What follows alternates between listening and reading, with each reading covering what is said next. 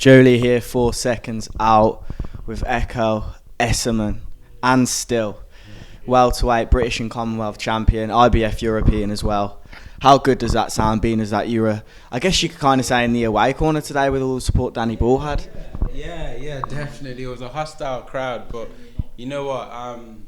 When I was coming up in the amateurs, we had to go to other countries where the crowd was beyond hostile. I won't even go into it, but yeah, so it's just used to it. You know, you take in the atmosphere, take in the energy, even if it's booze, negativeness or whatever. Take it in, box to your ability. Hopefully you win over some of the crowd. What was it like making that ring walk when you hear the support for Danny Ball, and then when yourself comes out, there was small amounts of booze, but not a lot of cheers, kind of. What was that feeling like for you, being, as like I said, kind of the away fighter? No, you know what? It is what it is. I mean, his support's going to support him. So if my support was there, they'd be trying to boo him when he was coming on. They'd be cheering me when I'm coming on. So you just take it in. Like I walked in, I seen this crowd doing the thing. I waved at him, just like I get it. It's just normal. That's just how it is.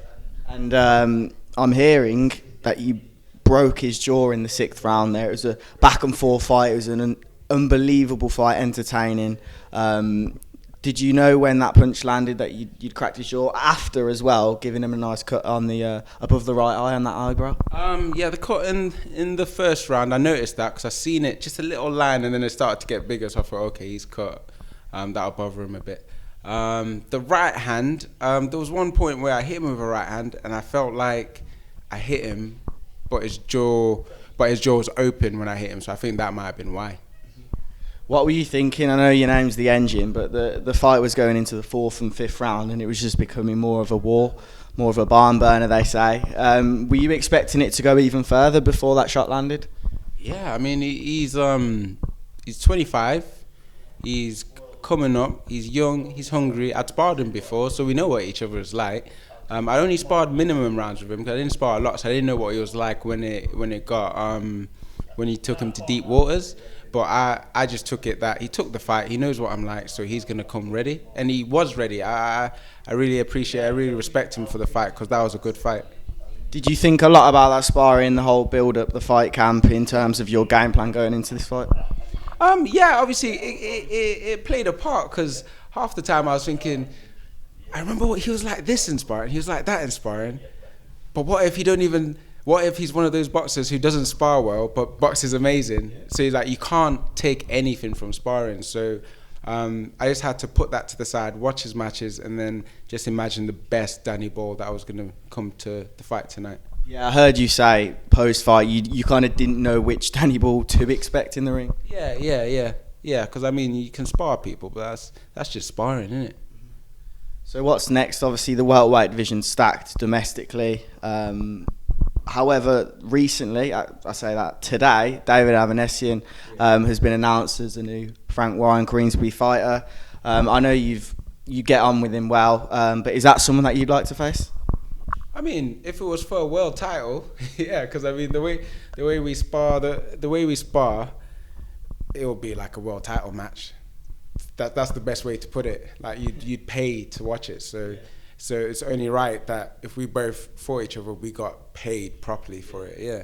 Did you watch his fight on Sky Sports last week against Liam Taylor? Yeah, I watched that fight. I thought he'd stop Liam Taylor. I didn't think it would be that early, but Taylor tried to mix it with him, and you can't really do that. Yeah. And you've got the IBF European at the moment, so I guess if Frank and everyone at Queensbury Promotions wanted to make that fight, it wouldn't be the hardest? Yeah, probably not. Yeah. So, what's next for you? How soon do you want to get back out there after a war tonight? Not so much a war, but for as long as it lasted, it was certainly back and forth. Yeah, no, it was a good match. I'm happy I got the rounds in. Well, half the rounds, the rounds in anyway, at that pace, because I like to keep active. I like to stay war ready, battle hardened, whatever you want to call it. It would be nice to have some time off, spend some time with my fiance and my daughter, the family, just, rest, recover. Now I've got a bit of traction behind me in terms of matches coming regularly. My style is going back to how I like it. So like moving forward, you guys are in for some stuff. How much does it mean to your fiance, your family, for them to see you win tonight? Oh, it means everything. My fiance is here with my 10.5/11-month-old daughter. So I always think, yo, Bella's here. You can't get beat up in front of your daughter. Like, I just gotta do what I gotta do. Last question. Obviously, fighting Chris Jenkins last time out. Danny Ball tonight. What was the difference between both, and who do you think was the better fighter in the ring on the night? It's not really fair to say, because obviously styles make fights. Jenkins was definitely the better, crisper. He was better and crisper. When I say that, I just mean he was just more sharp, more seasoned with what he did. But at the same breath, Danny was he had a good solid foundation. Yeah, that was really good. Brilliant. Well, looked great out in Birmingham tonight, and hopefully we can see you again very soon. Thank you. And one last thing. Last thing, I'd like to give a shout out to all my sponsors, everyone that's come on board and that supported me along the way. Thank you very much. You keep the engine running.